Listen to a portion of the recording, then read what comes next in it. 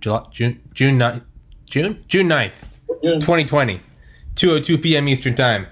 Paul Whitcomb joining me today as America is a little less on fire. That's been the opening for the last couple episodes, is America is on fire. I feel like it's a little less on fire.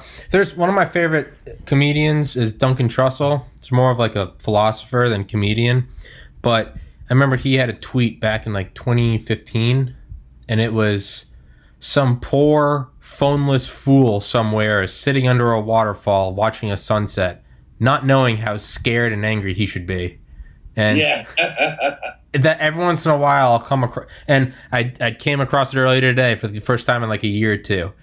And every time I come across it, there's always just this like, how much insanity am I importing into my head, and how much is really going around? And I look around and it's neighbors, little girls running around on a lawn, a bird chirping, sun hitting the green leaves.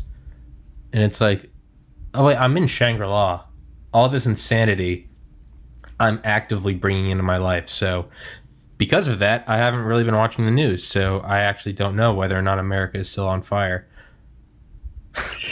Well, it's still smoldering at the very least. Yeah. You're out, for everyone tuning in for the first time. This is my friend Paul Whitcomb. He's a brilliant individual. Helped kill John Wayne Gacy in a way, and he and I share a ton of the same interests, and we've been going back and forth with books. And by that I mean I've had him reading books that I've read, and I'm going to let him choose the next one. But we've been discussing books. We discussed Operation Paperclip by Annie Jacobson a couple weeks ago. Last week we talked about the riots, and today we're going to talk about Raven Rock by Garrett M. Graff, which is my favorite book. But before we jump into that, you're outside Chicago, and the last time we talked about this, you said the National Guard was mobilizing, but they haven't got the go-ahead to go in. What's changed? Well, the protests have calmed down. It had gotten to the point where the National Guard was mobilized outside of the city. The mayor and the governor were telling the president to go to hell. They've got control of it. And the protests have died down, but at the same time, last weekend, Chicago suffered its most deadly weekend in 60 years. I saw that. And the mayor and the governor think they've got a handle on it, but I would say that's not true for the 80 people that were shot over the weekend. It's a terrible, terrible problem, and here we've got people all across the country crying to defund the police, including people in Chicago, and they can't even get control of their own streets. Yeah, that's I saw that. Do you ever check your phone in the middle of the night? I'm terrible about it, and I do, and then I forget I do. But as soon as you said that, I was like, where did I look that up? How did I know that? And it was 2 a.m. go to the bathroom, check, and I saw, it was like, more men killed this weekend than by police. It was worded in some way. Someone obviously had an agenda. I don't remember what it was, but what was it? It was something like, how many men? What? And was this just riots, or was this just? Oh no, this was just violence. Par for the course. Random Chicago violence. I think there were 86 shootings and 26 people killed. Jesus. It's a serious problem. And you're talking about one of the cities with the strictest gun control laws in the nation. And yet these people get a hold of guns and they are killing each other. Yeah. But that doesn't come up in the news ever. It's just... No. It doesn't serve the interest of the people who are holding the strings of power. To that, it's just... that's not important. We don't need that. But it's... 26 people killed, but it never pops up. There's no riots. There's no. Just another weekend in Chicago. And I mean, is it good or is it bad there are no riots over that? Because more riots aren't better, period. But it's. Well, no, you're right. But what if that kind of violence took place in your neighborhood or my neighborhood? Oh, they'd have the SWAT team here. That's exactly right. The National Guard would be there standing on every corner. But our mayor in Chicago literally told Trump, F you. You got to get those political brownie points. You gotta cater to those who think will vote you in all of my political genius, because I've held office so many times. But so the first thing I thought about with when all these riots were kicking off, but also kind of with coronavirus, was I remember I was texting my friend in Atlanta, and I kind of said, just like an offhand comment, I was like, well, the good thing is we know continuity of government is in full swing. There you are. And he's very intelligent. He is much more intelligent than I am. I want to get him on my podcast. But I remember he was like, what is that? And I was like, continuity of government. You know it's going to be in full swing. And he was like, he stopped what he was doing. He was like, what's going on? He thought like something horrible was happening. Mm-hmm. And so, I shilled everyone in almost every episode, and I was like, read this book, Raven Rock by Garrett M. Graff. The U.S. government's plan to save itself while the rest of us die. But Raven Rock is one of the complexes of what appears to be hundreds. It's Raven Rock. The most famous ones are Raven Rock, Cheyenne Mountain, NORAD, and Mount Weather, as well as the bunker under the White House. But there are hundreds of bunkers that technically began under FDR, but really got into full swing under Eisenhower and JFK. But there are, just like there's DEFCON, DEFCON 5 is pure peace, DEFCON 1 is global thermonuclear war. I think we went to DEFCON 3 on 9/11. I think, so that's just put it in perspective. And that is, what is it? Defense condition. Defense condition. Okay, it's basically readiness. It's like, yes. It's New Year's, New York City. They bust in like 25,000 cops. You could say that is like a way of DEFCON. Like nothing's happened, but we just want to, we want to have everything ready. But there's COGCON, COG, continuity of government, and that is much more secretive. But there are tiers of continuity of government readiness. And it can be, I would say it probably mirrors DEFCON. It's 5 would be, hunky dory. 1 would be the president's probably dead. Who's next?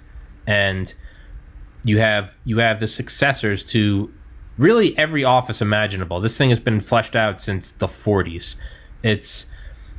But as situations get more and more dangerous and existential, they start going from like checking in on to, let's say, the third in line successor of the Treasury for the state of Georgia maybe checks in once a month. As the COG-CON levels go lower, it could be every week, it could be every day, to the point of, down when it gets to like COG-CON 2 or 1, it goes from, you have to let them know where you are at like 9 a.m., and when it gets down to 1, they'll actually know, like, in the higher levels, they won't just know they'll know your location at all times. Like, when it gets to, like, the head of the government, it'll be like, all right, the Secretary of Defense he's currently moving down the hallway to the restroom. Like, that is how it gets to a point where it's, you're, almost like Harry Potter, like the map they have where it shows everyone moving around. It gets to that, where they start to, here he is. It's almost like everyone... You could almost say everyone starts to slowly get closer to like presidential Secret Service care. That's a better way of looking at it. They start to really know where is everyone, who's at home, where are your children.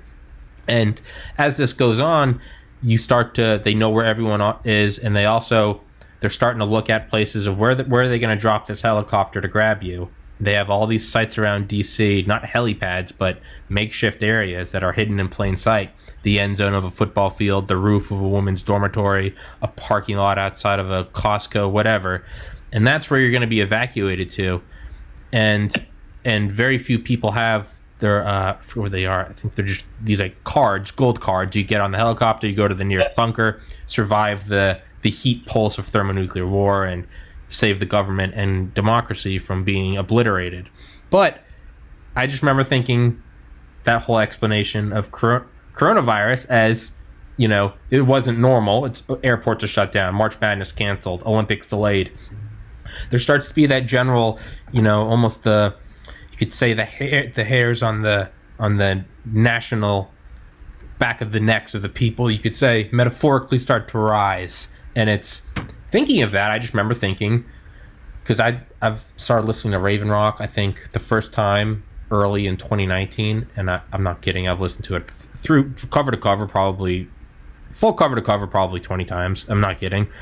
Mm-hmm. And I just thought, wow, I was like, coronavirus. I was like, this is not like, this is the world's coming down. I just thought, oh man, I bet CogCon's going into full swing. I bet they have some bunkers that are kept ready to go 24/7. They have other ones that are just like, go check on them every 30 days. Go make sure the AC works. Go make sure that the reservoir hasn't leaked, whatever.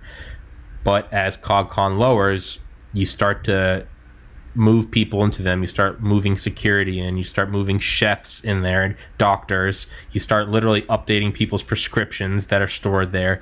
And you're getting ready for, is shit gonna hit the fan? So to end that rant, Paul, I know I've just berated you with a verbal onslaught. My computer's heating up. I'm going to turn on the little fan. Let me know if you can hear it, because you shouldn't be able to hear it. Can you hear that? No. Beautiful. So at the end of that rant, it's, as coronavirus started, I was like, oh, I bet continuity of government's starting to flow in motion. And forgetting that not everyone else is obsessed with this book, I naturally texted a friend and was like, don't worry, continuity of government's going. To him, that just sounded like, what do you mean? Is there a meteor? And I was like, oh shit. And yeah, I've tried to get so many people to read this book and talk to about it with me. And no one has. Paul has finally indulged me. So yeah. So with the riot, you're absolutely right. I mean, when the USS Roosevelt got hit with the virus, I don't think that we got a lot of press on it, but I think the government was very concerned that the Chinese were going to take advantage of the situation and move into the South China Sea or take Hong Kong or Taiwan. Sure. I think they were very concerned. And with our forward-based aircraft carrier incapacitated like that, I think even though it wasn't in the press, the very thought of the continuity of government was very real during this time, because we really were caught with our britches down. Yeah. Excuse me. Yeah. And that's something they kind of talk about in Raven Rock, though, is this isn't something you publicize. No. CogCon is very below the radar. DEF CON is, well, it's a lot harder to hide the movement of aircraft carriers, cargo planes, thousands of troops, tanks from satellites. You can't really hide them. DEF CON's a little more out in the open. And probably that might be even built into it. Let them know we're moving to DEF CON. Let them know that, we're rolling up our sleeves and putting the brass knuckles on. Yes. CogCon is very, very, it's not in the news. It's okay, like, let's heat up the bunker. Let's, do we have, how many aircraft do we have? Okay, we got contingency plans. Okay, where's the president? Are the nuclear weapons on alert? Okay, it's very, you don't want anyone to know that you're putting on the bulletproof vest. So Tommy, explain what happens. Suppose we go back to the Theodore Roosevelt is pulled to the side with 1,500 cases of coronavirus. The other Pacific-based carrier, the Reagan's in dry dock in Osaka, Japan, and the Chinese decide to make a move towards Taiwan. What's happening as far as continuity of government to make sure that if this flares, there is continuity and control? So what do I think in my not cleared on any back channels from my just obsessive reading of that? I would say that so some of the bunkers are kept just ready to go 24/7. You would never know inside whether or not there is or isn't nuclear war. They're always pristine, popping. And I would venture to say that that's NORAD, Mount Weather, and Raven Rock. For this, I would say that the first thing they're doing is probably just quite literally upping the nearby, because it's a relocation arc. What it is they have bunkers in this entire arc from, it kind of sounds almost like from like Boston, like, you know, if your pivot was in here, almost swinging down to probably where I am, about Maryland. You have this whole arc, so it's wherever you are, you can dip down real quick and jump below literally jump below the surface. So I would say that they're probably moving those from the skeleton crew to more and more people. You're sending in physicians, so they're ready to go. You're getting all the generators up and going, testing all the air filtration systems. I would say that they are the top successors. I would say that their security is probably beefed up. I would say that things where they normally sort of get the leftovers, you know, priority one is the president. I would say that they probably very subtly, wherever they are, there might be an extra helicopter or an extra second helicopter. I would say, you know, Secretary of the Treasury, let's say he's giving a speech in Boston or something. And you know that he's going to be up there for 4 days. I think you would have all those bunkers very quietly, stocked to capacity, all the lights on, get everyone going. You would have, really, I would say the very top people, wherever they are. You're giving a speech in Atlanta and then Miami. Okay, I would make sure everything from Atlanta to Miami is just prepped and ready to go. And then for the lesser successors, I think you're probably keeping tabs on them more. Okay, you know, coronavirus is hitting the Roosevelt. Now all of a sudden, the 20th in line, I think you might say he gets an extra. I don't know. Maybe you assign a helicopter. Maybe just wherever he is, there's always just like a Secret Service driver. You know, some armored truck, some tactically trained driver. And again, it would be okay. You're going to be in this area. You're going to hit one of these couple bunkers.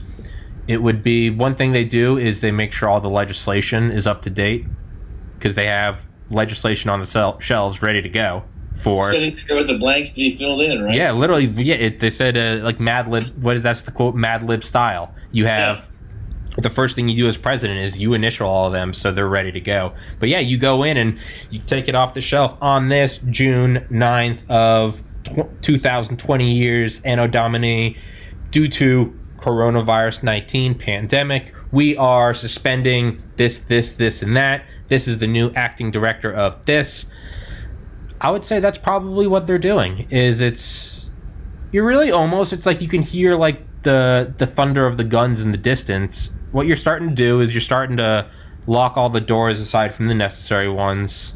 Hey, everyone, let's get an ammo count. It's kind of what that is you're just, you know, it's last week I was here by myself, family out of town, but all the riots are going off. I'm in a place that's not touched by it. But even then, I could say that there was my little CogCon. I normally don't leave lights on at night. I kept a light on in like the upstairs and the downstairs. I made sure every door was locked, and kind of just made sure where everything was. I was like, it's nowhere near me. The nearest riots are probably Baltimore, like 200 miles away. But it was like I went from like CogCon 5 to CogCon 4. Not much. Flipped on a couple extra lights. May or may not have had a crowbar next to the bed. Like, let's just, okay. If it got closer, let's say I was in Baltimore visiting my friends, I can imagine, well, I don't have one anymore. I would imagine I would probably, if I still had it, I would imagine I would keep my Glock on me. Mm-hmm. I highly doubt I would sleep. If I was in Baltimore, I think I'd be making plans to get out the next day, but let's say the sun's setting, I'd probably make some coffee and be like, okay, I'm staying up tonight. And I need to get out of here. CogCon 1 would be like you're firing the gun, you're getting under, you're getting beneath the table. But it's all just, is there an active shooter in the area? Okay, maybe it's 10 miles away. Probably still going to lock the doors, just because in relation to the norm, things are kind of getting hairy. So I would say that that's probably going on, yeah, with the carriers. I would say that's probably very quiet. We're seeing some less quiet riots in D.C. Trump went to the bunker. It's trending on Twitter. Bunker bitch, baby bitch. Whatever. if you think that this hasn't gone on since FDR literally had a ramp to go down to the Treasury bunker, down to the vault, because that was the first bunker where we had all the gold. We're going to put the president down there. If you don't think that this is, you know how far we've come from the stuff that we're going to talk about today, and that you've been teaching us a little bit about here, from the first time, and hopefully the only time, that the White House was actually abandoned, and Dolly Madison took the key to the Russian ambassador and left it with him. Yeah, good. And they left town. Yeah, in good faith. Turned off the lights, and that was it. Yeah. Yeah. And now we've got this incredibly complex industry that nobody, except for a few very smart people like yourself and other people that have read these books, know about. Yeah. And what was it that made us realize, wait a minute, our whole way of life is vulnerable here. In one fell swoop, in a matter of seconds, our entire system of government can be wiped from the face of the earth. Yeah, it's in it. I believe they said, they go through all these different things, but it started with FDR. I think the first thing is when they said that his motorcade got lost in like the Grand Canyon or something. That's right at the beginning, and it's just like it was just some random, I don't know, maybe late 30s or something. Or no, it might have been 40s, because I think they were trying to get in touch with him. They had no idea where he was. And it was like, we weren't at war yet, but it's like, well, all of Europe is at war. And it's just, we're at a point where our wheelchair-bound president, where is he? I don't know, I thought you saw him. And they were just lost. And I think it started with that. And then with Pearl Harbor, it jumped up a notch. It was, what are we doing? Like, hold on, wait. What are we actually doing? Do we know when is shit gonna hit the fan? It's gonna take 7-8 hours for German bombers to get over the Atlantic, or the Japanese, or we thought Pacific. Sneak attacks are possible now. And what did they do? They went and got Al Capone's impounded armored limo for FDR, which I think is just the most badass factoid ever. What a great story! Great story. Yeah. And it was the day of Pearl Harbor. Or was it the next day? I think it was the next day, because weren't they sitting there at the White House looking out the window for German bombers? Oh, yeah. Yeah, you're right. They were turned down. Some of the security people, they wanted sandbags, and they're like, that's bad optics. But they put AA emplacements there, and then because AA emplacements were so rare, because of, I guess now we were going, well, before that we were just Lend-Lease, but they also put up like wooden ones that from a distance looked like AA guns. They put an entire, I don't know the proper military terminology, like chemical warfare corps or gas corps stationed full time at the White House. Yes. FDR had a gas mask, literally, so they just like clothespinned it to his wheelchair. Yes. And it was, and they're getting, and what was the next thing? Well, I guess this would be more under Truman, but when they said, you're on a Secret Service, or, no, sorry, I'm getting ahead of myself. So with FDR, we didn't have a full-on bunker, but they did build a ramp to go to the Treasury, because there was a vault there. And it was, if anything happens, that's what we'll do. And, that's kind of how it begins. And then, what is it? Churchill literally went and toured the Fuhrer bunker. Well, I think Truman went as well. Okay. Because none of us really knew the devastation of Hiroshima and Nagasaki till later. Yeah. And Truman, when he went to Potsdam, I think he spent part of his time touring Berlin and became convinced that our government was far too centralized and could be wiped out by aerial bombardment. And that's what really started the thinking about needing to decentralize and to have government A, the B team, and a C team, and a D team, and an E team, and an F team, down to where the U.S. Attorney for the Northern District of Illinois could actually become the president. Yes. In these succession plans. So I think that's where it all started. And the whole communication system started when you were talking about Roosevelt getting lost in the Grand Canyon. There was no leader of the free world. Yeah. For a couple hours, I think. Yeah. And it was just, you're right. And Truman was, he was, what am I looking for? He was being shown all the bombings of I think Dresden or something. He was in an airplane, and they just flew him over to look at it. And he said he didn't see a single standing structure. And then with the dropping of the atomic bomb, then it all really changed. And now it was like, okay, even if they just get one bomber through, even if Curtis LeMay used to say, it doesn't matter if you shoot down 9,000 of my B-17s, if one of them gets through. Well, he said one will always get through. And then once the atomic age came about, then it became all you need is one. And I think they said, when was the Pentagon constructed? 47? I don't remember. Somewhere right in there, yes. I know the Department of War was founded on my birthday, August 7th. But I think someone said the Pentagon would have never been constructed. Maybe they started before the A-bomb was dropped, because they said it would never have been constructed in the atomic world. Because it's a target. You're right. They started to look at it as, it was almost like the entire nation was a 747 and DC was the cockpit. And there was no door blocking it. And it's like, dude, you could just go in there with one grenade or 2 bullets. Bam, bam. Gonzo. You don't need to worry about the rest of the plane, because that will take it all down with it. That's right. And it was, we need to start decentralizing. But even then, it was, what is the immediate thing we need to do? And it was, I think it was when they said the Secret Service went on a war footing. The president was no longer just, you could no longer get close to him. Basically, we beefed up security in World War II, and we never stopped. We're still on that war footing. We're on a war footing. You can no longer get like this close to the White House.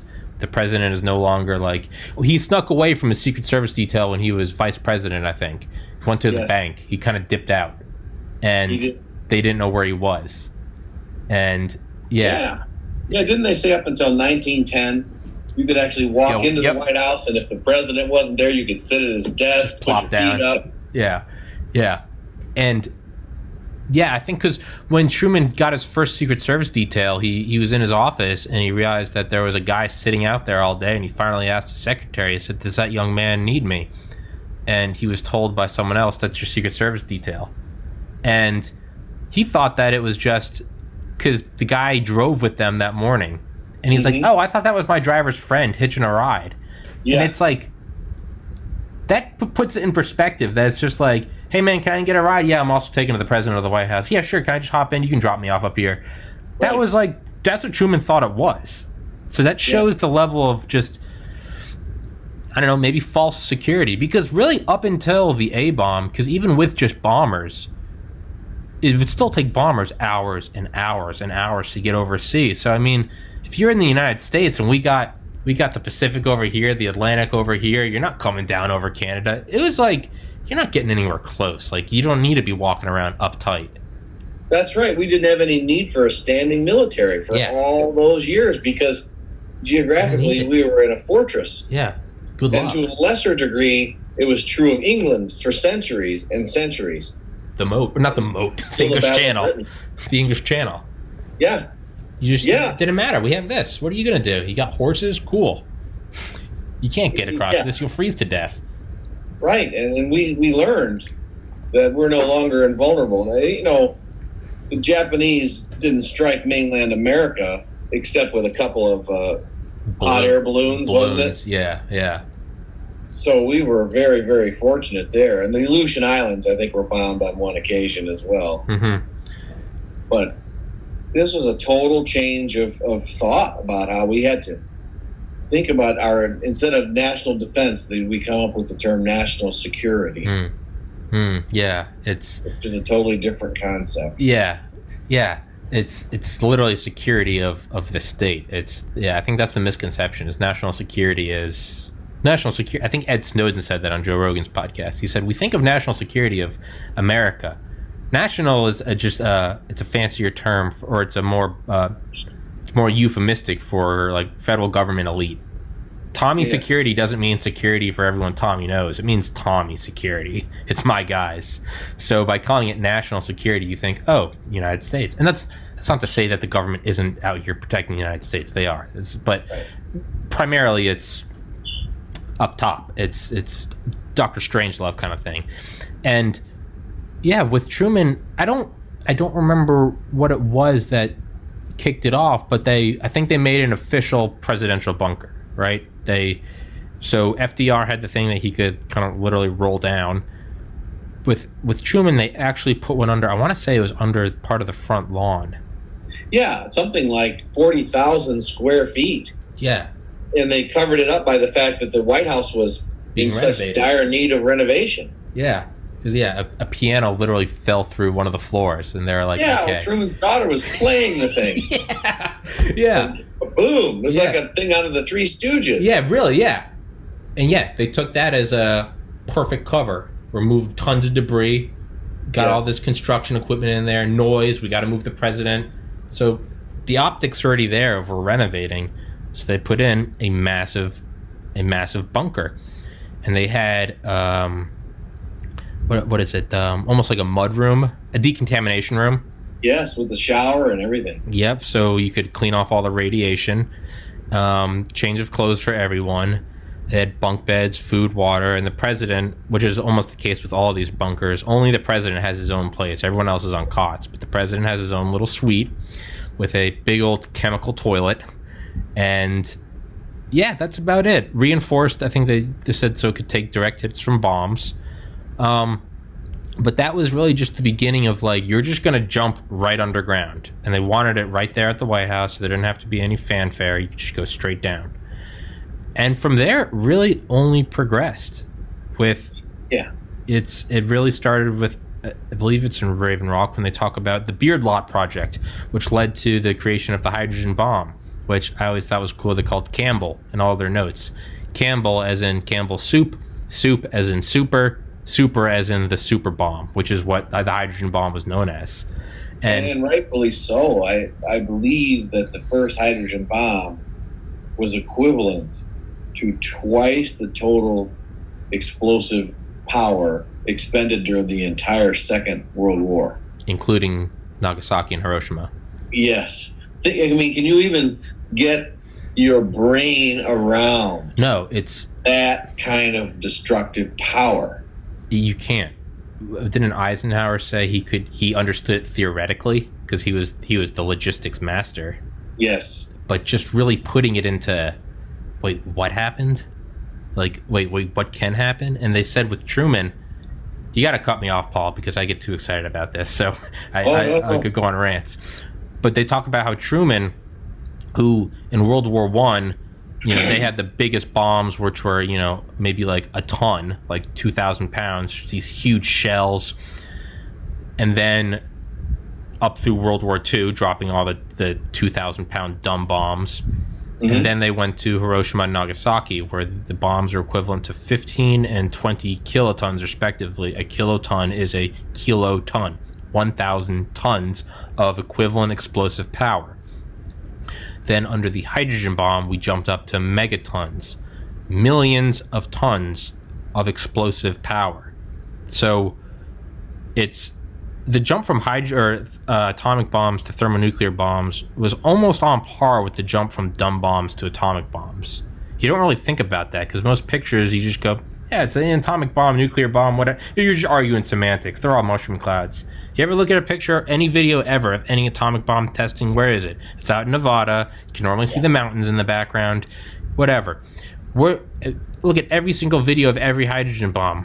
Why is it always out in the ocean? Why can't there's nothing to scale? It's because you cannot fit it. You cannot fit these things. They are thousands of times stronger. Thousands. Right. Mushroom clouds that are miles.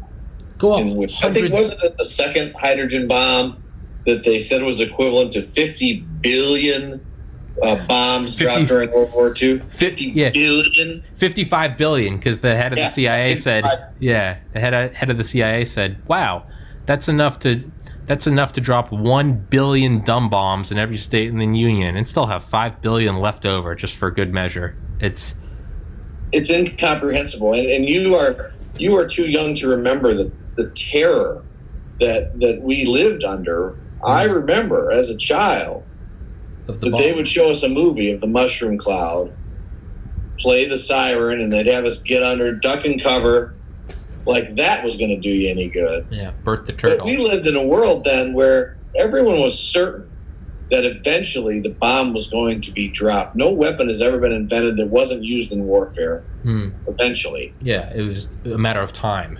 And we were all certain that it was going to. So even though the whole idea of civil defense was how this always started, and it always kind of came back to protecting the populace, it always wound up what you're talking about, the continuity of government. Yes. And the attempts to protect the populace always got abandoned along the way. And we just assumed that everyone will die except for a select few government people who will make some attempt to continue our way of life. I mean, there was even provisions for the wives and families of these people at first.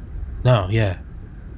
Which I thought was real interesting is, was it Donna Brazile, who was the Clinton, she was a chief of staff or something that was an advisor on the West Wing? Yeah. And they had you explain it. Yeah, it's a great story. It's somebody else, George Stephanopoulos, had tipped them off to the fact that he had a little card that described where to go and who was going to pick him up in the event of some kind of a national cataclysm.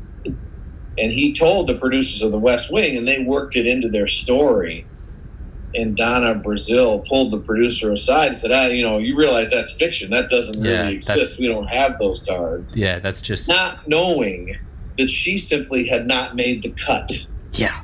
That Stephanopoulos had. Yeah. And it's fully true. That whoever has this card in their wallet, boy, that's the true Willy Wonka. The true golden ticket. Yeah, but it's crazy because Donna Brazile, she wasn't just some citizen going, hey, that's some Ian Fleming, fictional.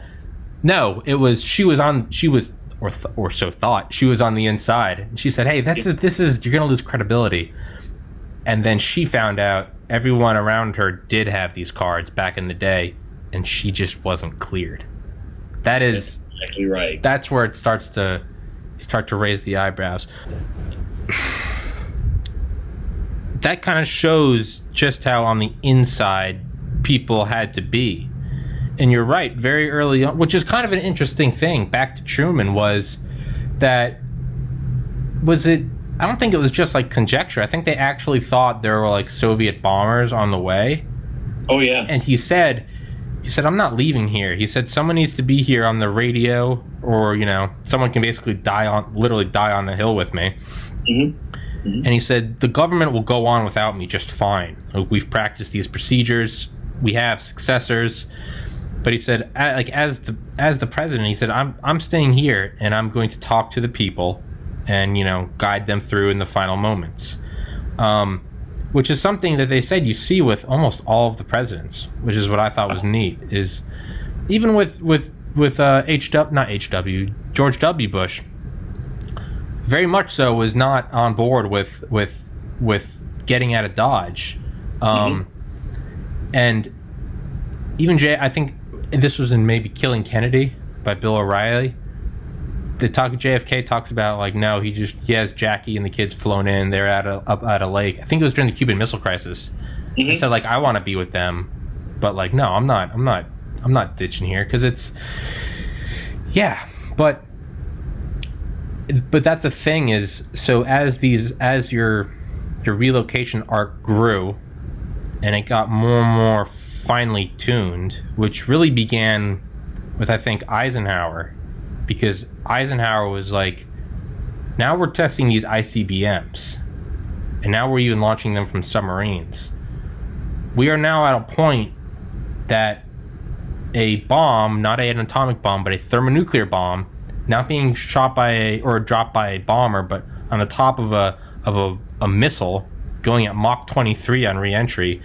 So we are now getting to a point where the enemy can sort of just snap their fingers and the hand of God comes down on a city. You have this many seconds, was it 1,600 seconds, to know that it's going to be here. Because Soviet subs right off the coast. That said, you don't even need to do a full ballistic arc. You can just pop right there, right over. Right. And so Eisenhower really started to look at it as okay, we are quite literally under the shadow of the bomb. So this thing needs to be, and I believe that's when the relocation arc started, because it was no longer, all right, we need to get the president up to the bunker, get him on the presidential train. It was like, no, you got to be able to, like, you really got to, Mr. President, grab him. We have 4 minutes and 11 seconds until detonation. Yes. And you got to be able to have equally hardened bunkers really everywhere. You really got to be, when it's that close at all times, you got to be really anywhere. You got to be able to, basically, the president has panic rooms up and down the East Coast, and I would imagine now probably all over the United States, if not the world. Oh, I think you're probably right. Because you got to remember, and when Garrett Graff wrote this book, he only has what's been declassified. Right. So it's, you know, it kind of gets less and less sexy as it gets closer and closer to the recent events, but it's probably because he's just not cleared for it, man. Why would he be? I'm sure there's a lot that we don't know. This was all secret for the last 70 years until just recently. Yeah. I mean, we knew about Weather Mountain, and we knew about NORAD, but we didn't have any idea of all these contingencies. Who was on the list? There's even been isn't there a TV show called Survivor or something like that, where some lower level bureaucrat becomes president because everyone else is wiped out? First Survivor. I don't know, but it makes sense. I think there is. I think it fictionalizes this whole idea.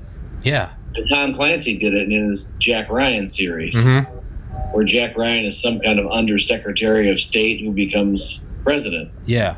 After an attack. Yeah. Not only that is, it's very real. You have the designated survivor. So you got if you have everyone in one place, you take one and you bring them some way out. Do you know on the night of the 2016 election, John, I'm not making this up.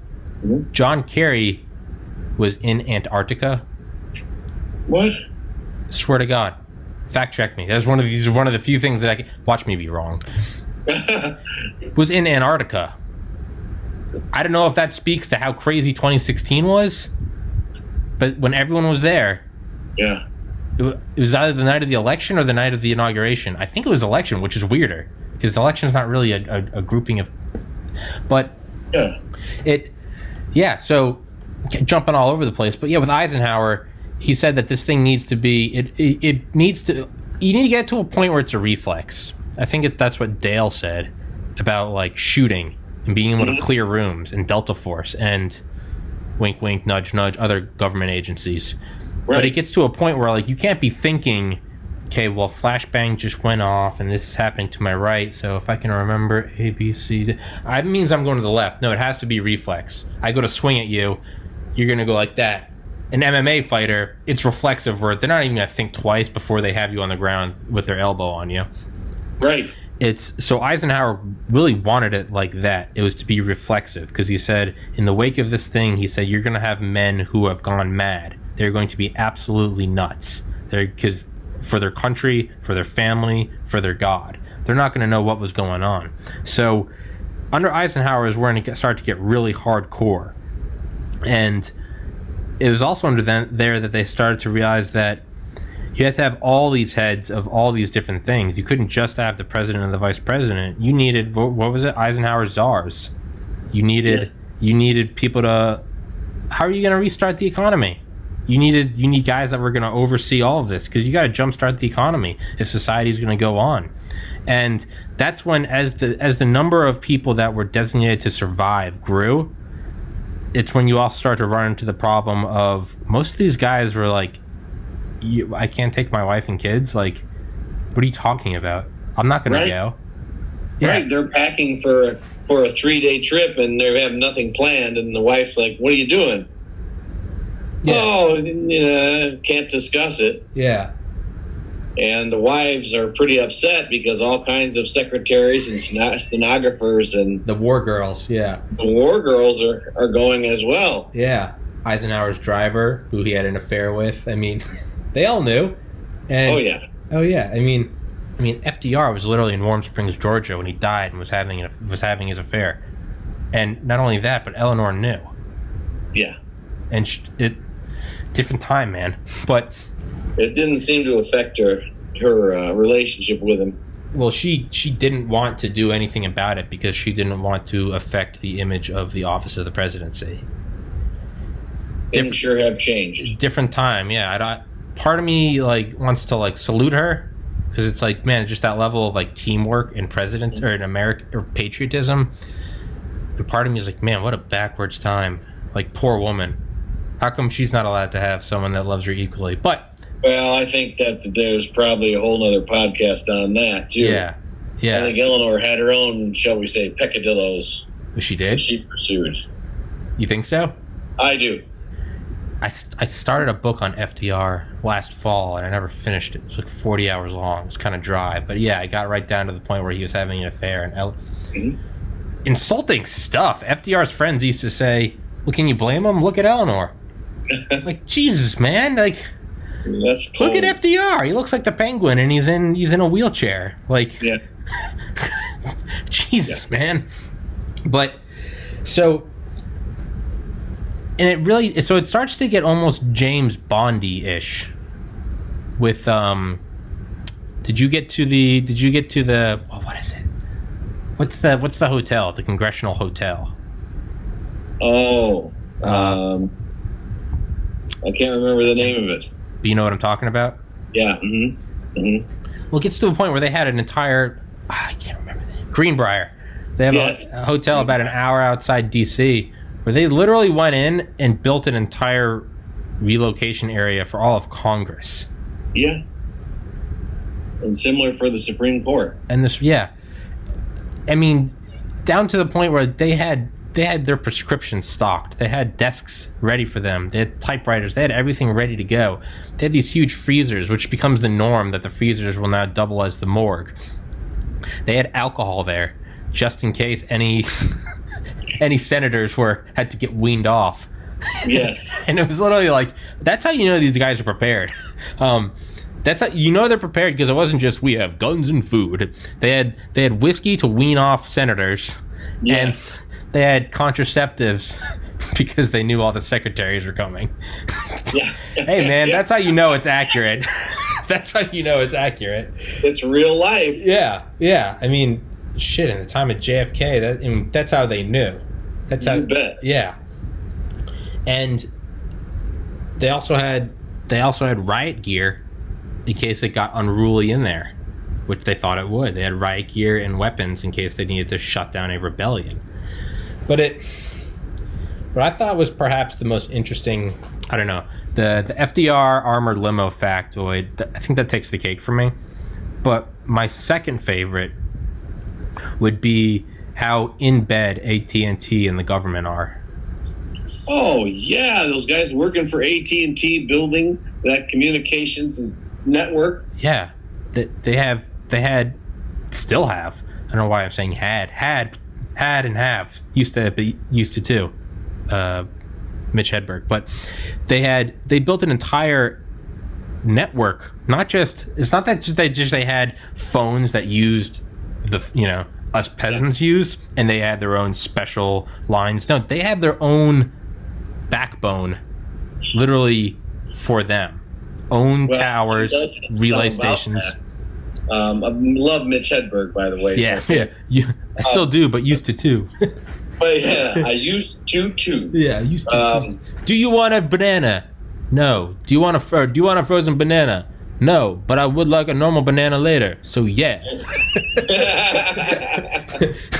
Alcoholism's the only disease you can yell at people for.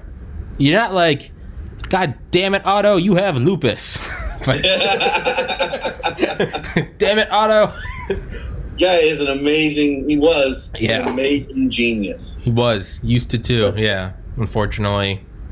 I believe he overdosed. Horrible loss. I mean, it's just, he has some bits that just crack me up. He destroys, unlike anyone else. It's man, was it him? I don't know if it was him.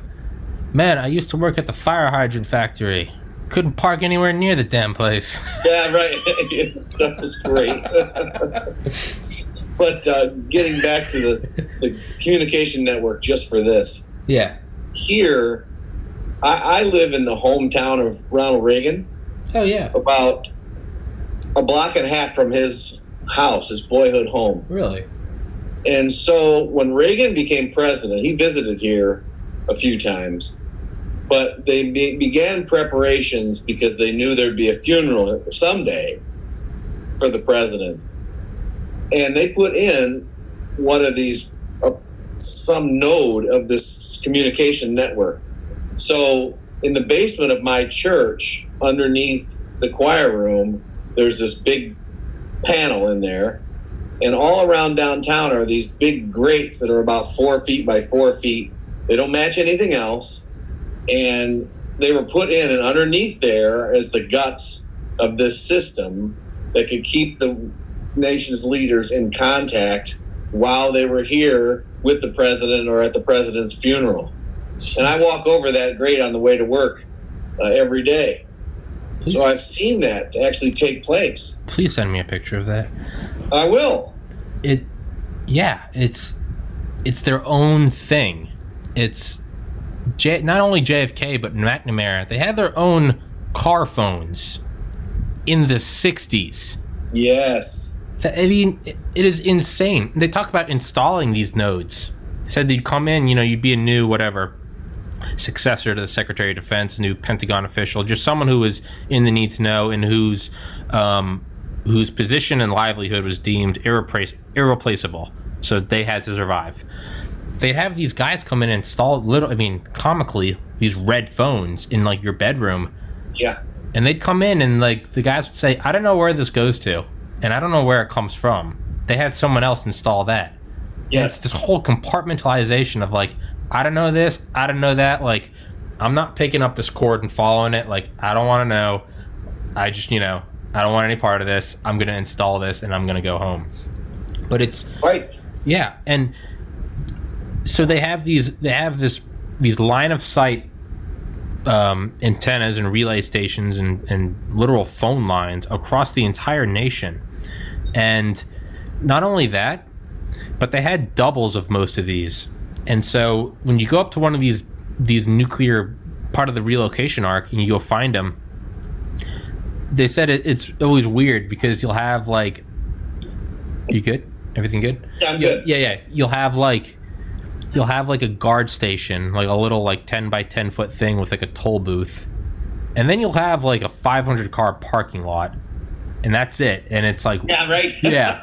You guys need all these cars? But it's because the entire, all these things, I mean, they're hundreds of thousands of square feet. A lot of these things, they sit on springs so they can move and sway with nuclear blasts. And what I thought was the coolest part is a lot of these have almost like ICBM silo doors. They have things so after the original pulse of the sun vaporizes everything except for these, which I still think is classified just what the concrete's made of. What happens is they have bulldozers. So they have bulldozers which they can bring out of hardened bunkers. And these bulldozers sweep off this area, and then like a missile silo door, this thing will move, and these big antennas come out almost like a satellite. It gets launched and then unfurls. They literally have this thing. So after their secret backbone has been wiped out, because it doesn't matter if it's secret, if it's above the surface and a thermonuclear warhead goes off and it's 10,000 degrees Fahrenheit in the area, it doesn't matter. It's all turning to iron dust. They have these things where they literally sweep off, and then these big ears come out, and they're all in connection again. It is all at the very beginnings of the internet. Yeah. I think that's probably one of the most beautiful, like, simple ironies of history is this thing that was created by, before it was even DARPA, it was ARPA. This thing to keep, that was the other thing they talked about with all these bunkers. They started to go, how are we going to communicate? Because what am I the president of? I'm the president of this bunker. What am I? You're the king of your own room. Like what? It's that, or was it LeMay? I think it was LeMay's number 2 man. He said, without my phone, I am the general of my own desk, and let me tell you, it is not a formidable weapon. But yes, give me a phone, and I can wipe out a nation.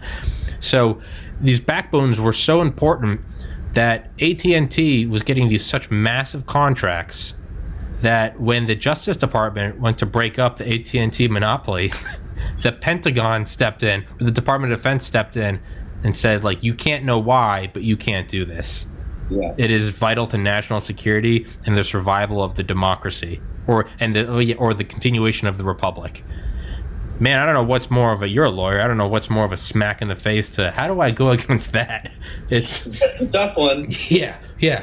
That's a tough one, but they did eventually break up AT&T. Yeah, I wonder I'm sure they had to. We won't know. Maybe we'll figure out in 2050.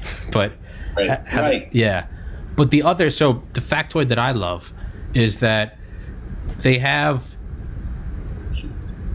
on top of like all the telephone poles in the U.S., primarily around big cities, they'd have these like boxes that almost looked like transformers. And this goes back to the 50s and 60s. And it was these things that could pick up the light signature of an atomic or thermonuclear blast. And because, again, just gives power. No pun, but gives power to the power of these weapons is that they have a light signature that is different from even supernovas and hypernovas in the universe. These things have a light signature unlike anything else in the universe, splitting the atom. Mm-hmm. And there's like a primary and like a secondary, like X-ray pulse or something. Whatever it is, far beyond the scope of my understanding and this podcast, these things could pick it up and they could triangulate it. And they would pick it up and they'd be able to send the message to wherever the headquarters was. I think it was the NMCC. It was wherever the brains were of the continuity of government infrastructure.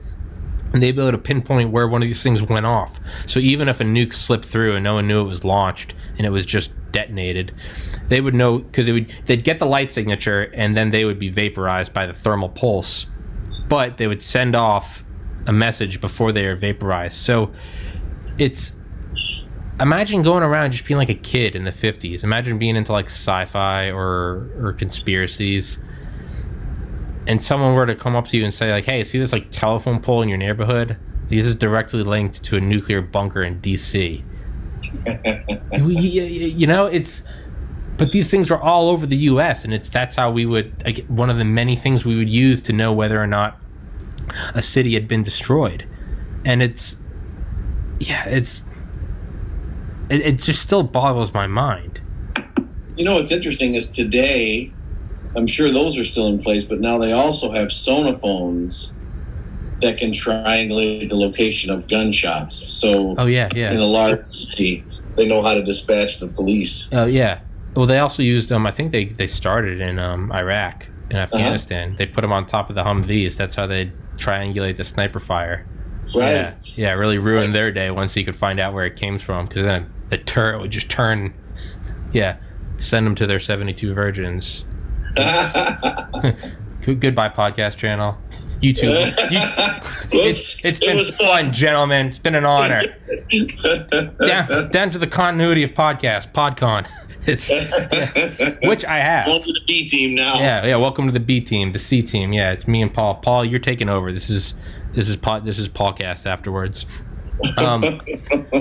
The other thing I wanted to talk, and don't let me keep you, by the way. I can talk forever, and don't let me hold you hostage.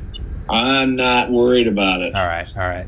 I told some of my friends that the other day, but they're much less formal, and they're like, dude, shut the fuck up. Shut up about that. And I was like, okay. But so what are and this is one thing I remember thinking about when I was younger was, and I believe you and I talked about this, is once it got to the point that everyone had the thermonuclear bomb, it no longer became how big could you make it, because it's diminishing returns. It's you need a cubed explosive power to increase. What is it, cube square? You had to it was to add like an extra 10 feet to the blast radius. You had to add like another 100 times explosive power. Yeah. So it got to a point where once we got up to Tsar Bomba, 58 megatons, they really didn't, what are we doing? And if that was supposed to be 100 megatons, yeah. It got to a point where it didn't matter. It all became about delivery systems. And it all became about how fast can you get it there now. It's, how, and can 1,600 seconds from a Russian-based submarine off the coast of D.C., how quickly can we get it there now? Because that's how you're going to chop off the heads, the decapitation strikes of your enemy. So I remember thinking about this when I was younger. Maybe in college, but I remember thinking, wouldn't you want to, over like decades, even in your allies, what you would want to do is maybe in embassies or in CIA corporation fronts, wouldn't you want to construct thermonuclear weapons in every nation and city on Earth? And this would have to be the most classified thing. You couldn't let anyone know about this, but it would be, wouldn't you want that there? So if at any point in the future, maybe fast forward to 2080, and for all we know, Great Britain is the new USSR, and we've been fighting them for 10 years. And we've already got a bomb planted there? Not even one that you got to deliver. It's just there. Right there. No heads up. Not 60 seconds, not 10 seconds. Just, that is the decapitation strike. The suitcase bomb. Well, even that still implies delivering. Constructed and it sits there, and hopefully you never have to use it. But it would be you put them everywhere. And in Raven Rock, they talk about when JFK met with that journalist, and they were talking about the problems of Berlin and how it had been taken over by the Soviets, but it was, and then we had our half of Berlin, but I believe Berlin was in the Soviet half of Germany, correct? Yeah. Oh, yeah. So we had our own little island of Berlin airlift, our own little island of democracy. And right. I believe it was during the Berlin airlift. Was it Khrushchev at the time when Khrushchev was really starting to make the first moves of the Cold War, and Berlin airlift, and that's when the first tit for tat started that went on for the next 4 decades. But I could be getting times off. But JFK was lamenting about this to one of the journalists he had over for dinner, and just always rubbing shoulders with the other snooty high elites. But he was talking about this, and the guy said, well, you got to look at it from their perspective. There's a democratic enclave in the middle of their half of the country. Well, we got our own Russian enclave just 3 blocks from the White House, the Russian embassy. Or the Soviet embassy. Sorry, Soviet at the time. And they said JFK's knife stopped between his plate and his mouth. And he said, they have they have an atomic bomb there. They smuggled the pieces in diplomatic pouches and constructed it in the attic. Just like that, if they detonate it, there goes D.C. There goes the White House, the Pentagon, and I guess Congress. And the journalist said, yeah, sure, why not? Entertaining the idea. And JFK said, no, really, that's what I'm told. The journalist, still not buying, said, sure. And JFK said, is there something you know that I don't? And to me, that is... And they never found it. And they still haven't, allegedly. But to me, that makes perfect sense in this time of when it comes down to seconds, when seconds matter. I mean, Eisenhower, when he brought in JFK the day before JFK was inaugurated, Eisenhower gave him the whole tour, the whole shebang. And then what did he do? And he said at the very end, he picked up the phone in the Oval Office and he just said, Opal 3, and hung up. And like a minute later, JFK said, you start to feel it in your chest, the doop, doop, doop, doop, doop, of a Marine helicopter coming down to pick up the president and no one else. Armed guards on either side. You try to get on the helicopter, you're catching a bullet between the eyes. And that was so they could take you to the nearest bunker. So if you just pick up the phone and say Opal 3, that's how quick it is, because it comes down to seconds. We're no longer in World War II. There is now literally a flash and it's gone. So you've got to be able to get under immediately. Well, the only problem with that is if we did that, how could we assure that 1, 2, 10, 20 of them wouldn't fall into the wrong hands? And that's why I imagine that's why I imagine that we didn't do it, is how easy does a false flag become? Shit, imagine if you're a third party. Imagine if you're Russia right now and you're finding out that we have them still in, I don't know, Beijing. Why would you not go in there and set them off, divide and conquer, right? Watch U.S. and China destroy each other? Or What if you discover one in Moscow that's been there since the Nixon administration? Well, shit, that's got U.S. fingerprints on it. Man, if I want a war with the United States, it's just fell into my lap. Set it off. Oh my God, it was the United States. It's... Yeah. But that's what I think of is, man, wouldn't that be the way to go? Well, but think how careful we've been with that. Remember when Eisenhower deployed the 100 nuclear warheads to Great Britain, but he left the cores in New Mexico. Mm-hmm. And that's during the Berlin crisis, right? Mm-hmm. So I think we've been appropriately careful with this material. If we were to start leaving bombs around for a rainy day, I would just be terrified that Al Qaeda or somebody would get a hand on one of them, and they would not hesitate to use them. Have you ever read Command and Control? No. That's by the guy that wrote Fast Food Nation. Eric Schlosser, I don't know. That was a huge book in like the early 2000s. Uh-huh. Command and Control. It's about like the nuclear silo accident in Damascus, Arkansas. But they tell the story, and then like they chop it up, and they'll have a couple paragraphs about the history of nuclear accidents. You would hope that we had a good hand on these nuclear weapons, Paul. Holy shit! Scarier than any brinkmanship is just the flaws of man. Yeah, dude. Holy shit! There used to be B-52s with nuclear-tipped cruise missiles on foreign Air Force bases in Poland. That U.S. bases that would be guarded by a Polish dude that didn't speak English with a weapon with no with a single pistol with no bullets in it, standing on the side of the spooled up B-52, and oftentimes they'd be higher than a kite. Just oh boy. Yeah, man. It's I don't think we have the control over it that we think we do. I don't know that we necessarily do, but just the thought of burying them under all these cities, how do we maintain them? How do we keep them safe? How do we communicate with them in a time of crisis? Wow. Yeah, I mean, what were they called? Operation Blue Rooster or something? That was in Nuking the Moon by Vince Houghton. They talk about, which I believe began with the British, was you're going to take these thermonuclear landmines, because why not? And in the case that the Soviets ever just made an all-out, million-man takeover of Eastern Europe or Western Europe, we'd have these things buried within our own cities that we would have to abandon. And right. It was scorched earth in the 21st century. We were going to have these thermonuclear landmines. And how are they going to... But some of these places were so far north that they were going to be frozen. And we didn't know if the electronics would be faulty or what would happen. So we were going to put them in these big... these things that literally looked like landmines. And we were going to fill them with chicken feed and chickens and bury them. And the body temperature... and just of metabolism, of eating and burning it off and pooping and going around reproducing, that would keep it at the necessary bottom end of temperature that it needed to be at, above freezing. That is so bizarre. It is, I have no words for it. Dude, it is. These are one of the more sane things that happened during the Cold War. Yeah. It's Paul, you look like you're tired. You look like you're dozing off. I don't want to keep you.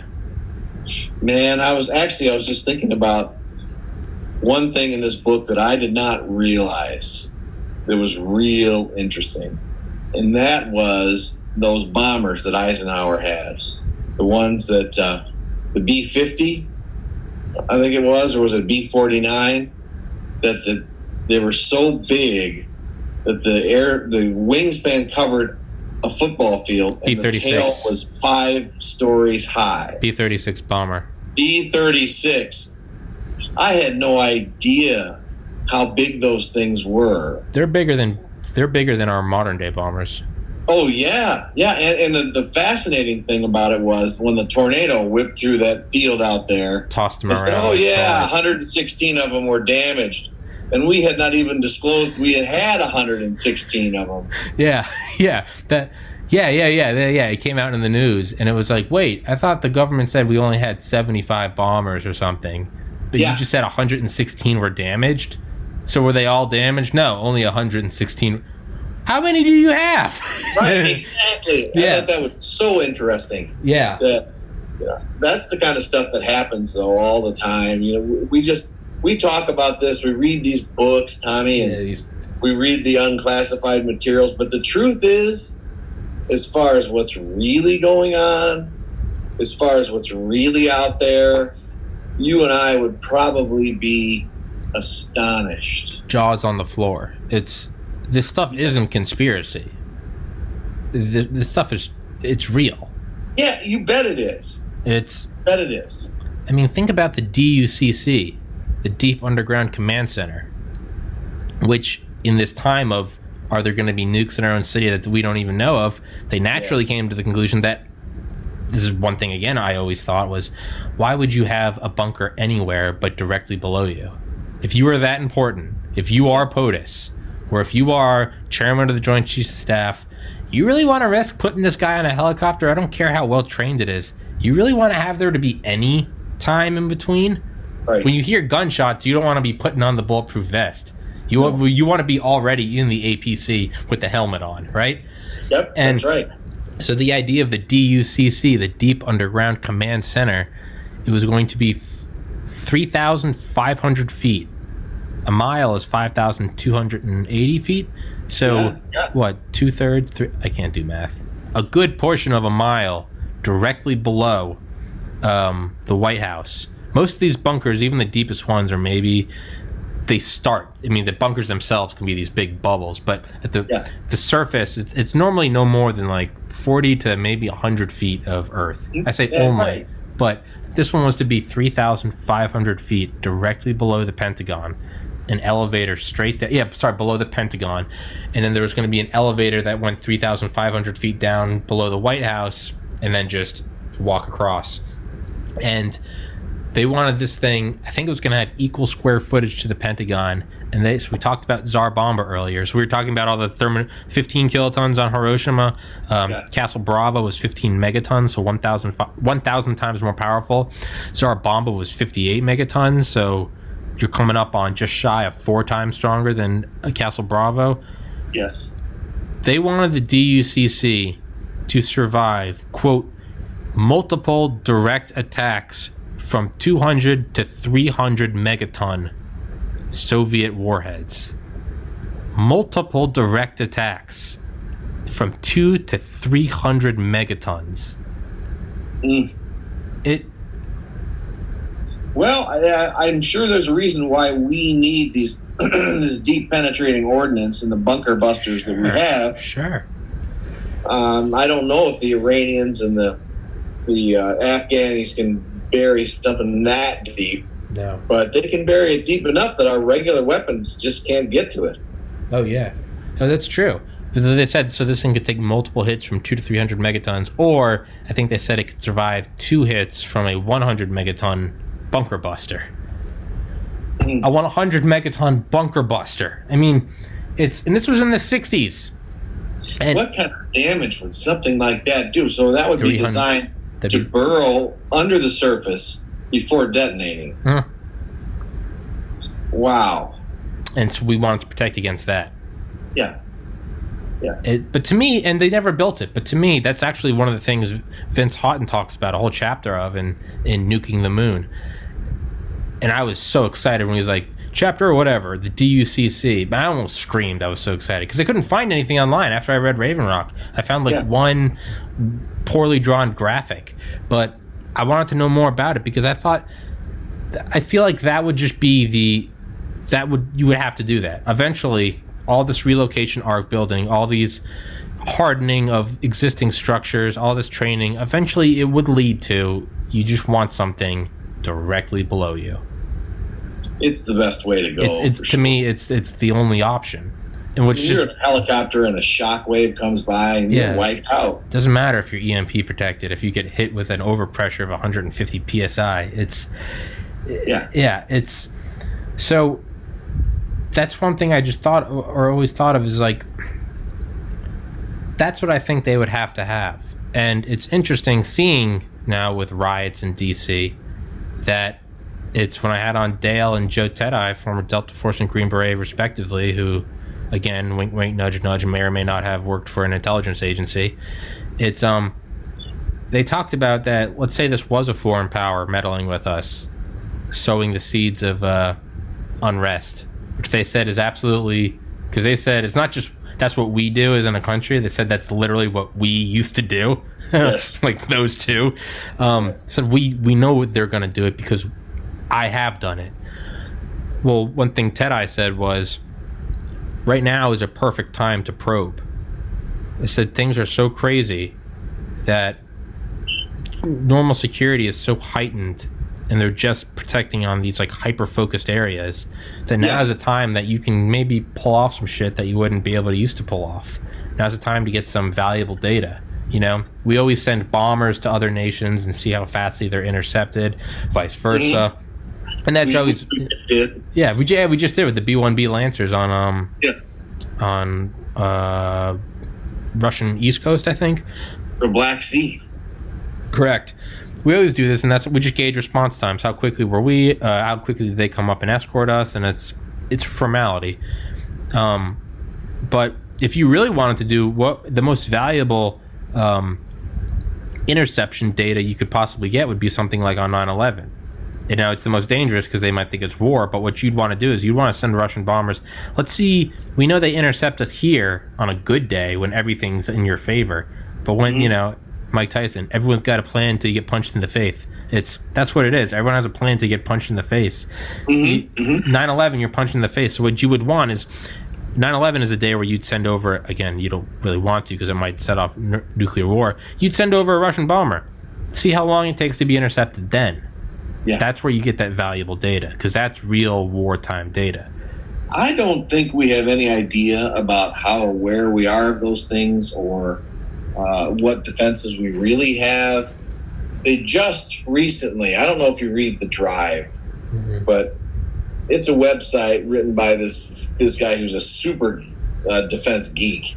And it was just released that the F-119 did in fact have an air-to-air role. Yeah.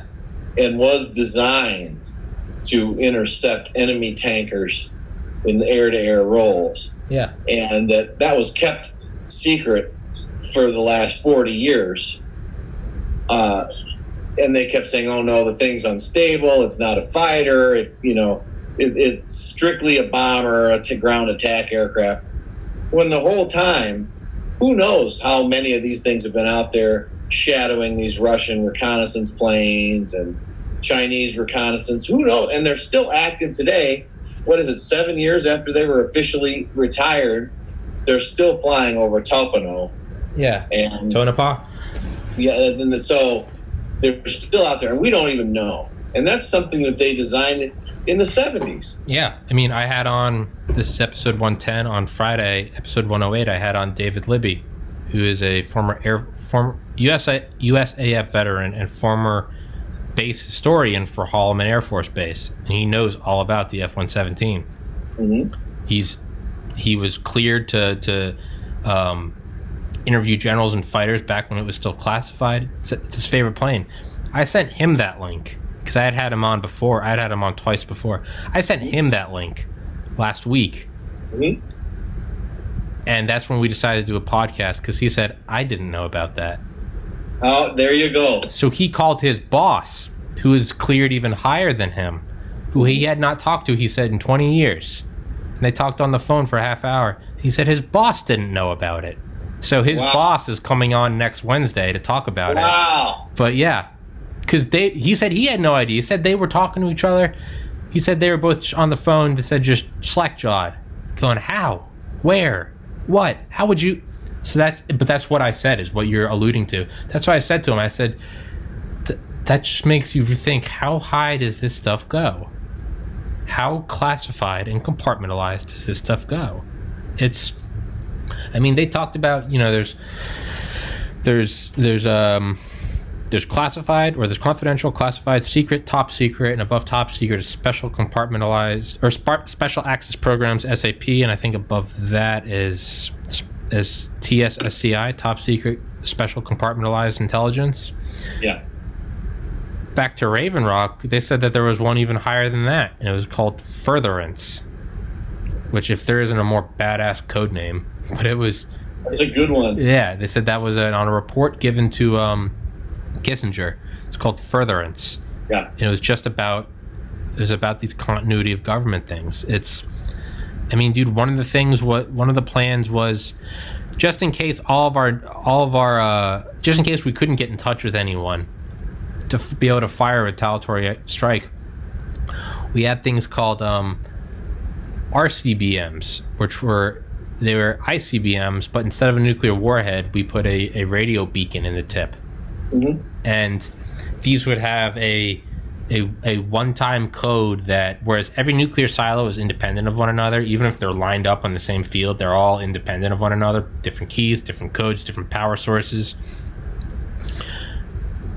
They had these RCBMs, and I think they said they had something like 4 of them out near NORAD, and it would be, in case we can't get in touch, and I think this was Raven Rock, they talked about this, in case we can't get in touch with any of these silos, we have these things that would shoot north, south, east, west, and they would go broadcasting this almost master key to all the ICBMs. So as these things streaked across the nation, you would just see ICBMs taking off one after another, and it was to launch everything to their predetermined targets.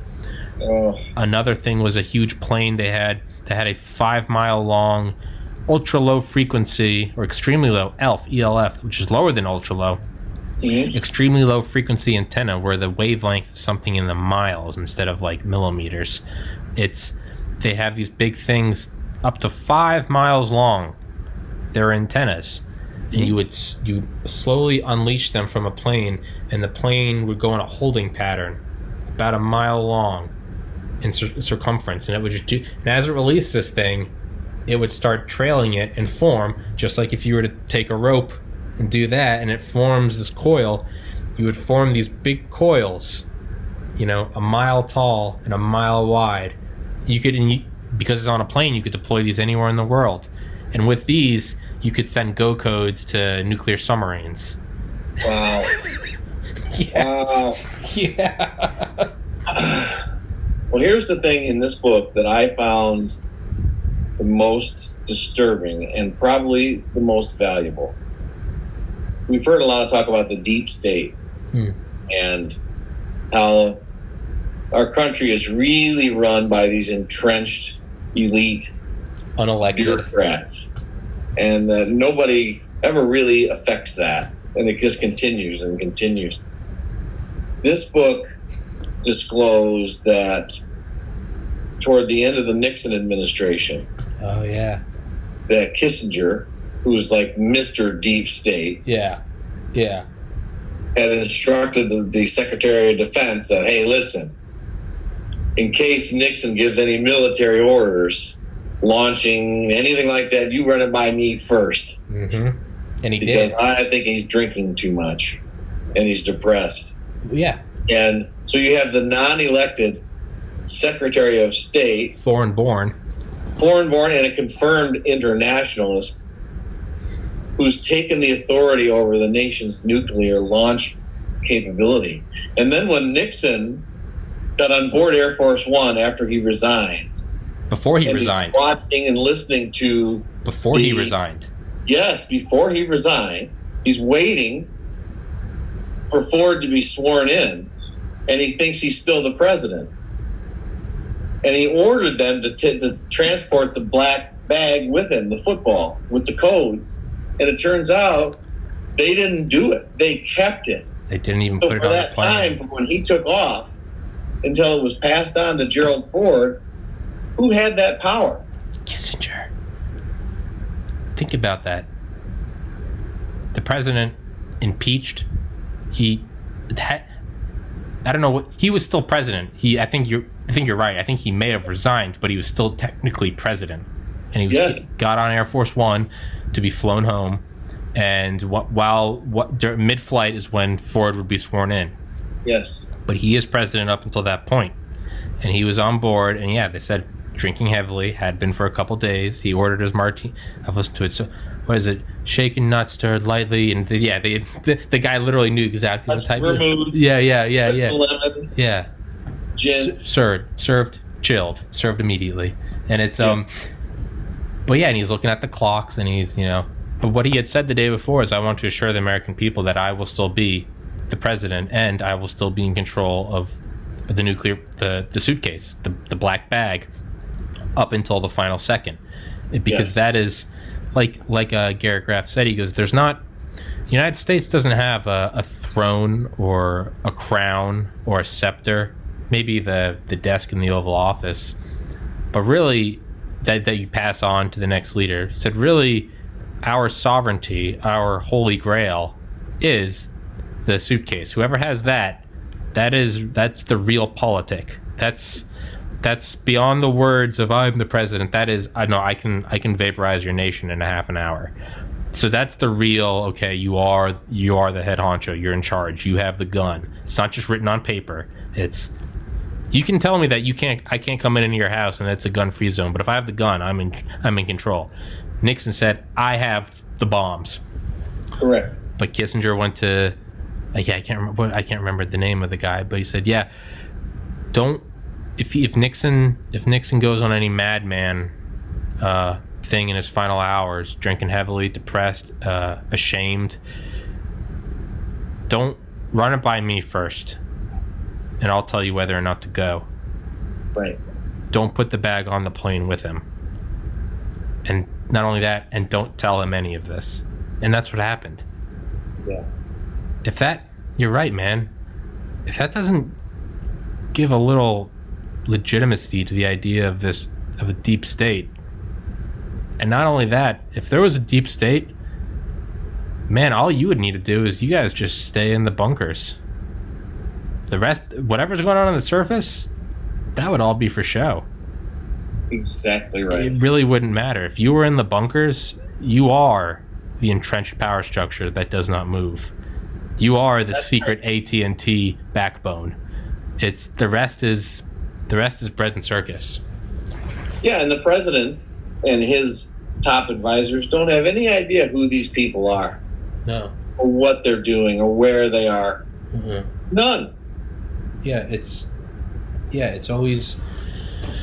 I mean, they talked about with some of the like UFO programs, Blue Book, I don't know any of that, Project Grudge, Project Sign. A lot of these things is it wouldn't be the head, it wouldn't be who you'd think it would be. Here's this group of officials, it's the head. No, because the head changes. The head can be voted in or out or appointed. Who would often be the gatekeeper to this stuff would just be one of the lower guys. Is it one of the Star Wars movie where that's what I remember being when I was little? It's one of the things where it's like the queen isn't actually the queen. The queen is one of like the guards, and it was like a safety protocol. Oh, maybe it is Star Wars. I know what you're talking about, and I can't quite place it. I think I was like 8 or 9. It is the Princess of Naboo or whatever, or something like that. Would have been like the late 90s. That's I always remember where it's like the princess or the queen is actually just another person, and the real queen is one of the guards, and it's a security protocol because no one's going to go for that guard. That picture that was released the other day of Queen Elizabeth's body double? No. Yeah, they showed her. She's been working for the Queen for over 30 years. Jesus Christ. And she goes places and tests them out. And, I mean, as the Queen, it was real interesting. No, Jesus. Excuse me. You know these people exist. I mean, we know they do. Oh, absolutely. Yeah, it makes no sense why you wouldn't. It's, but yeah, it's, if there were to be, an entrenched structure, that's what it would be. It'd be someone that you don't. It'd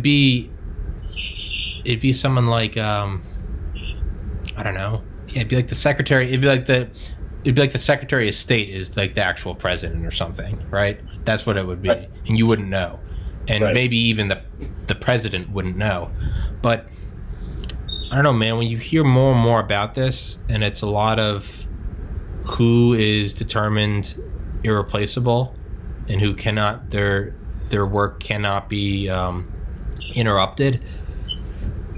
If that doesn't give credence to the idea of a deep state, nothing would matter. Or literally deep, 3,000 feet under the ground. Quite literally.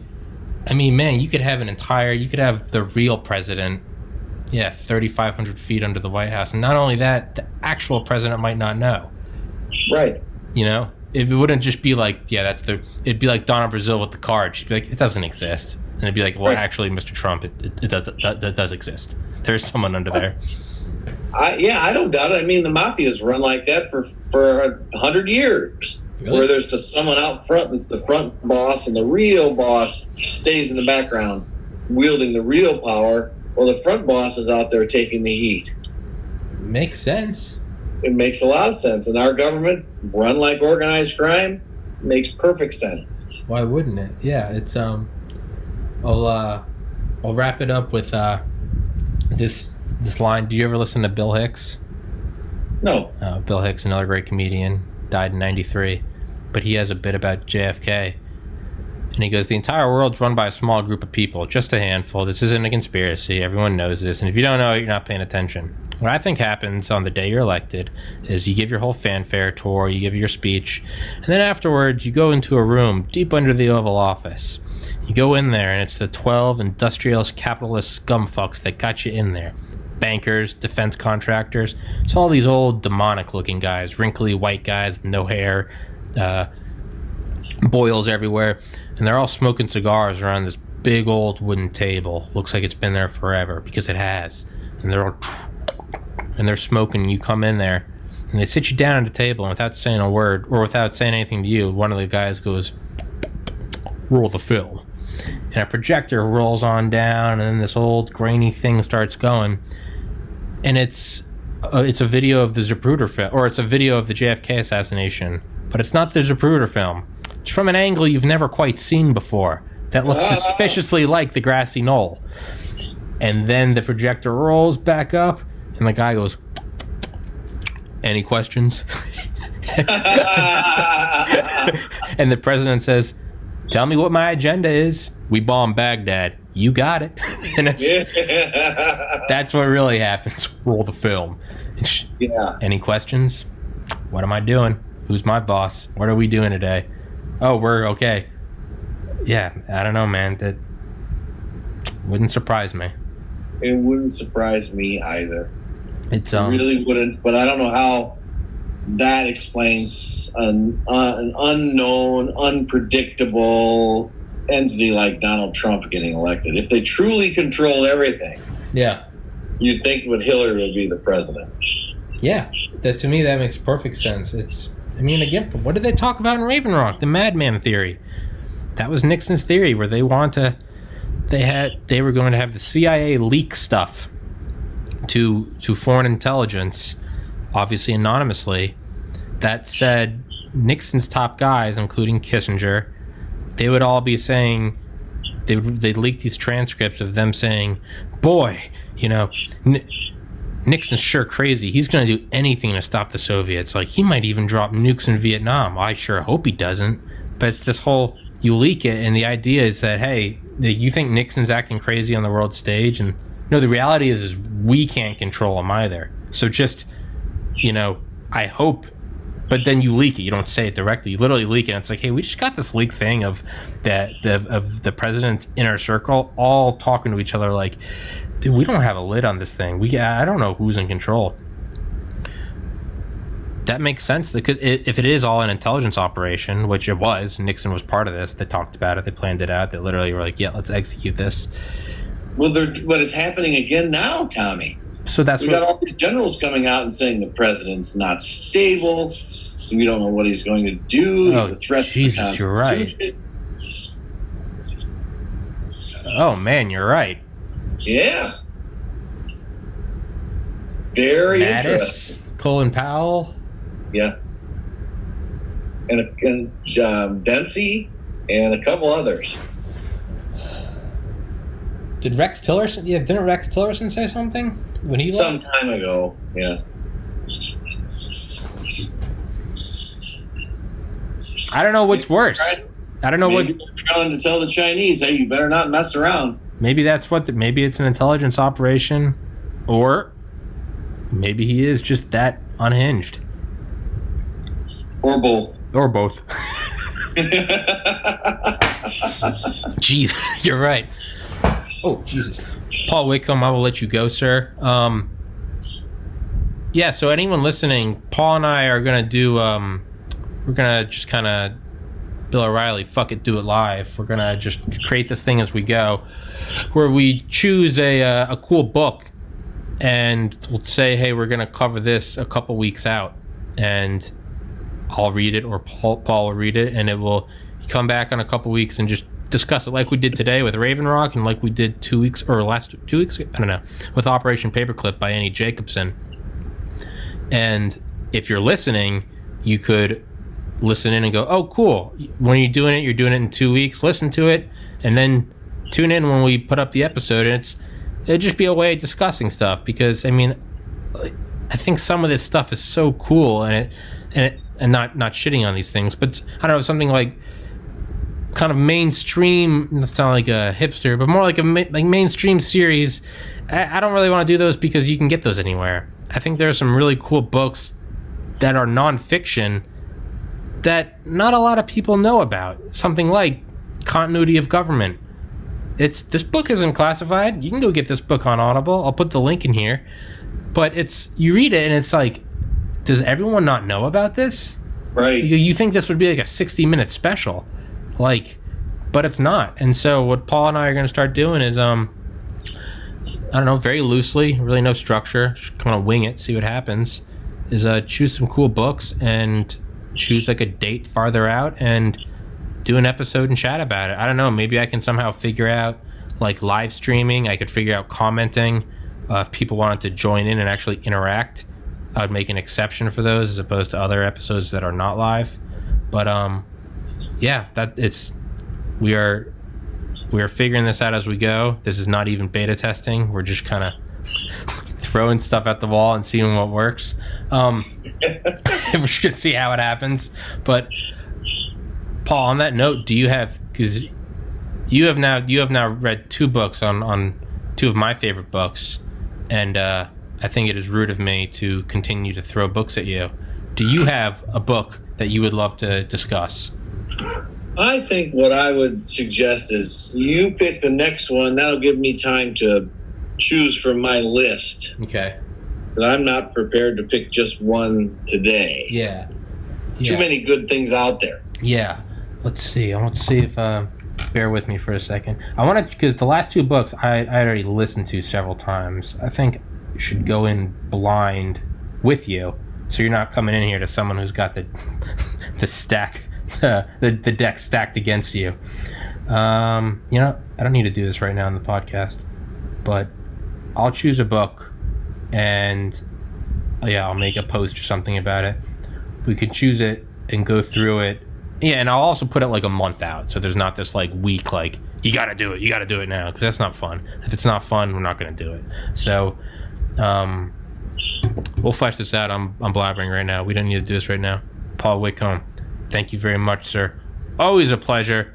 I'm glad to have someone else that has the same interests as me and will indulge my rants. Is an honor, sir. My rants, they're great. They are. They're way. I think they're great, but I think that's also a sign of psychosis, where you think you're brilliant and no one else understands you. No one wants to talk about the nuclear bunkers, but a touch of psychosis never hurt anybody. Yeah. What'd Joe Rogan say? Madness and genius are next door neighbors, and they borrow each other's sugar.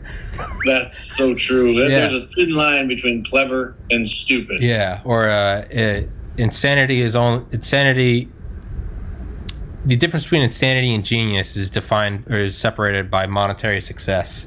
Yeah, that's so true. So if you're starting a company in your garage with a desk and you want to call it Amazon, and you maybe sell books, maybe your name is Beth Bezos, you're insane until you're worth $150 billion. So that's right. Yeah, but you're insane until then. Make no mistake, you're insane until then.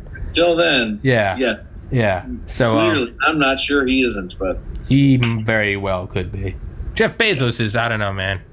We could go into a whole deep state conspiracy with that one. But Paul Whitcomb, thank you, sir. It is always an honor and a pleasure. And stay safe out there.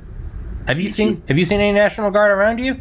Is it still? Yes, we have an armory here in town, and so I see them all the time. Well, hopefully this thing doesn't spark off.